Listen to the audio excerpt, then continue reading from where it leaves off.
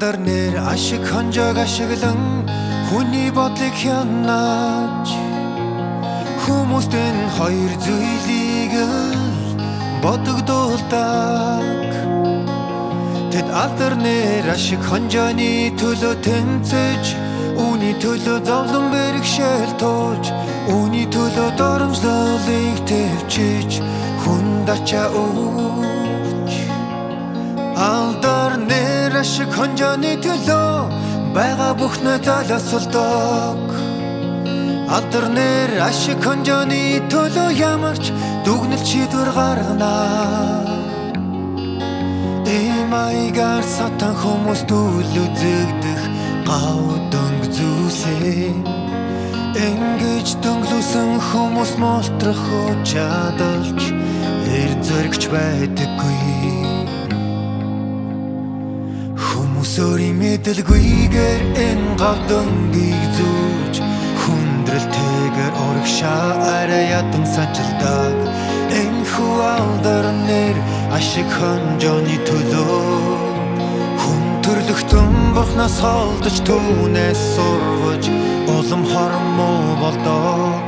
Энэ маягаар сатаны алдар нэр ашиг хонжооны донд ой одом элч дараалан сүрдэг.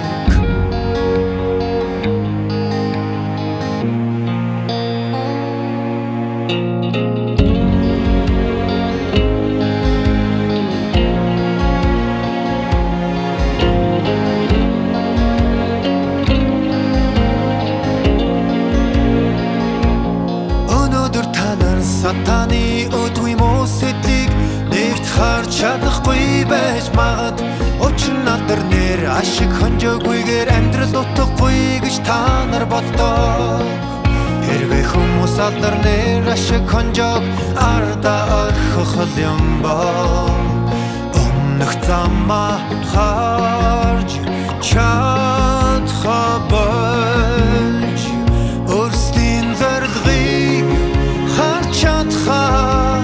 болж ирээдүйн харанхуй бүдгэр бүрхэг болон гэж боддог. Гэхдээ алдар нэр ашиг хонжоо бол хүнд сатаны зүүсэн аврах том гав дөнгө юм гэдгийг та нар нэг л өдөр ажмаар ухаарнаа. Тэр өдөр сатаны хяналтыг бүрэн эсэргүүцээж чамд зүүсэн сатаны гав дөнгөийг бүрэн эсэргүүцнэ. Чи сатаны чамд суулгасан энэ бүх зүйлээс амжирахыг хүсэх өдөр ирэхэд сатанаас бүр мосон сааж сатаны чамд авчирсан бүхнийг үнэхээр үзэн яданаа. Тэр үед л чи бүхнийг их жинхэнэ хайр хүсэл тэмүүлэлтэй болно.